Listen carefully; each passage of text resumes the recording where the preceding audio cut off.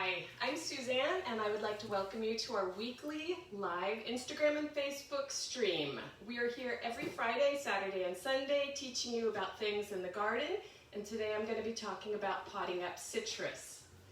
So, here we have a beautiful, beautiful lemon tree that we've planted up here for you at Rogers Gardens. This will show that you need a kind of a relatively large pot. You want to start with your little citrus tree. This is a little Meyer lemon. It's in a 1 gallon container. So you're going to put it in a pot. If you're going to put it in a pot, we're going to put it in a pot. You're going to mix half potting soil and half cactus mix. One of the things that I really like to recommend when you're planting something that you're going to be eating. So you might want to use this potting soil that's all ready to go. This is Malibu Baby Boo compost, and it is the best for all of your edible things. So it's kind of a one-step process. Otherwise, you can mix cactus mix in with your soil to help with that drainage. Citrus really, really needs good drainage, and you just don't want those roots sitting in water for too long. If you're planting it in the ground, you're going to take your natural soil, you're going to mix in some of that cactus mix, and if you really want to boost it up, again, Malibu compost, you're going to probably use about 25% to your natural soil, and then another 25% of that cactus soil. When you're planting, you take your little citrus out of the pot, and I'm taking a super small one there because it's super easy. We're inside today because it's drizzling outside. See this soil line right here? You want to keep that even in your pot. So you're going to fill your pot with soils, mix them up, set your citrus plant in there, and then keep that soil level even, just like this. Don't plant it any deeper. You can see the little collar of the plant. You don't want to plant it any deeper. It's kind of like putting a turtleneck on it. Don't want that. So citrus, what they really like is fertilizer.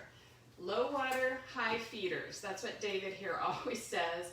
And you want to remember, citrus is actually kind of nice because you only have to fertilize it about 3 or 4 times a year. With this citrus mix, it's got everything that you need in it. You can also use it for your other avocado and vegetables. And just mix them in when you're planting it, and then you only have to use it every 2 or 3 months. Just follow the directions on the back of the package. Any good organic fertilizer is going to be great for you as long as you use that organic soil, and then you're going to have just the best fruit in town. Again, the watering is really important. In a tree like this, I'm going to drag over here. A good deep soaking once a week in the warm weather is going to be perfect for you. And in the cooler months, maybe every other week. If it's raining a lot, maybe just once a month. You want the soil to dry out in between.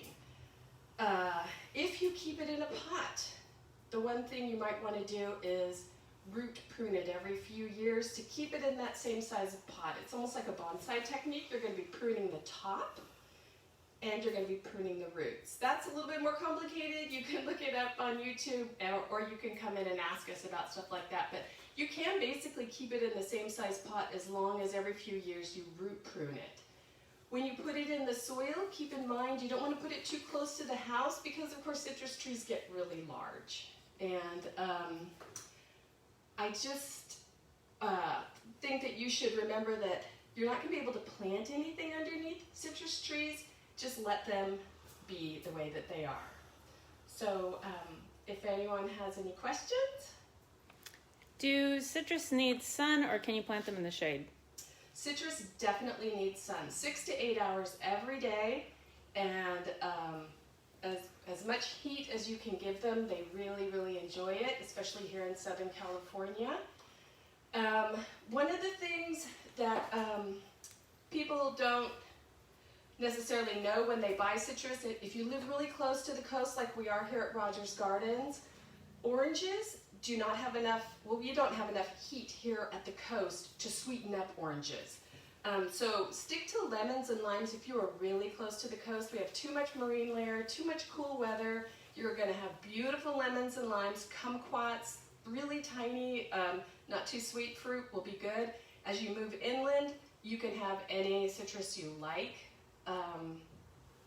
And one of the interesting things about Rogers Gardens is that we are not within a quarantine zone.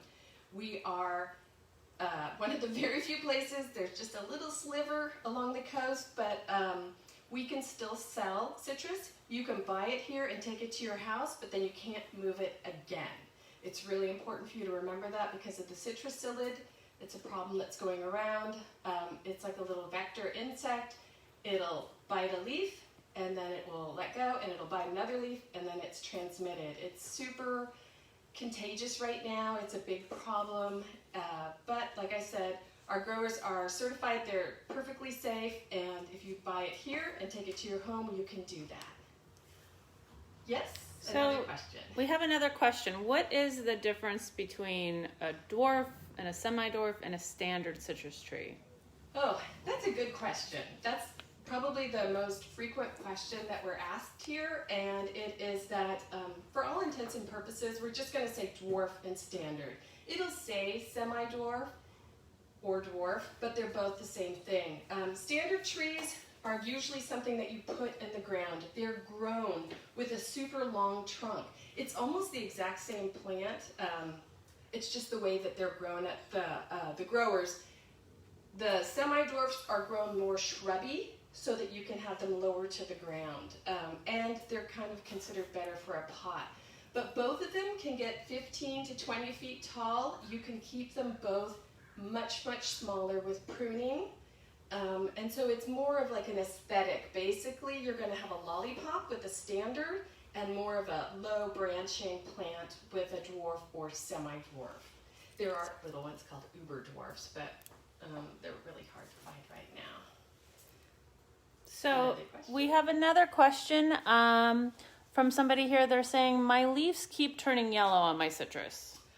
Okay, that's probably fertilizer or overwatering. It's so funny how so many plants have these issues with yellow leaves. It can be a combination of things. It can be overwatering and under-fertilizing, or one or the other. One of the things we like to recommend is to put some Epsom salts on the plant. If you can take a cup of Epsom salts, pour it around the roots and then water it in, or you can dissolve it into a bucket of water and water it in. It will usually green up your plant. It has magnesium, but also fertilize regularly. Citrus really need it. They work very hard making these gigantic, super hard fruits. So definitely fertilize and lower watering. So we have another question saying, I've been battling Leafminer really badly, and I've been using neem oil on my citrus, but I'm still having the issues.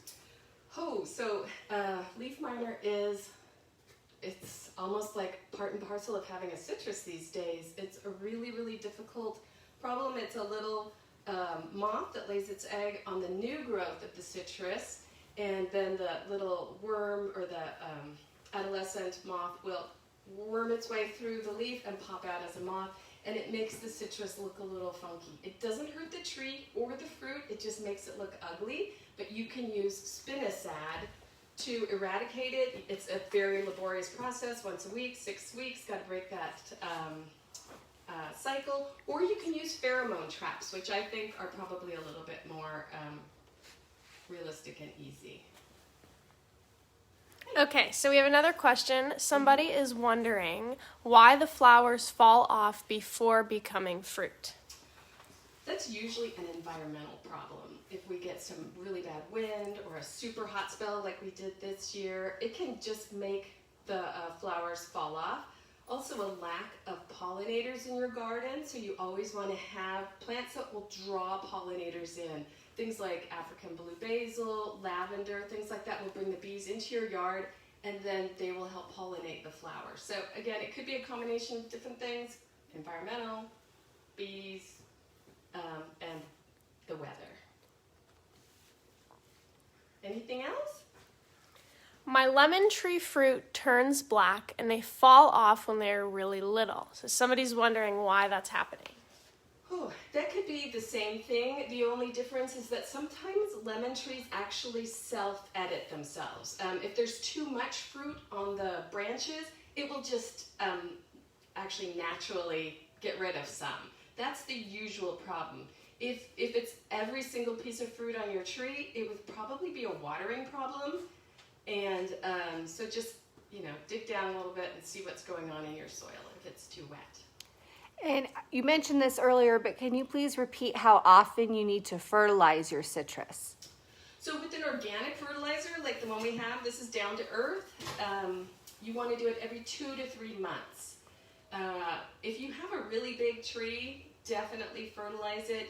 There's no tree that doesn't need fertilizing. And so anyway, I'm going to wrap this up. It's been a fun 10 minutes. I would like to thank you for joining us. This has been a treat. We have our Facebook and Instagram Live, and each week, Friday, Saturday, and Sunday. Next Friday, we have Laura. She's going to be talking about roses at 4 p.m. If you have any topics or questions you'd like to ask, please send them along to us. Feel free to share this. It's always super fun to share information. We have a YouTube channel that you can subscribe to. We sell most of our products online now. You can come into the store. We're open every day, 10 to 6. And I just want to tell you all be well, be safe, and happy gardening.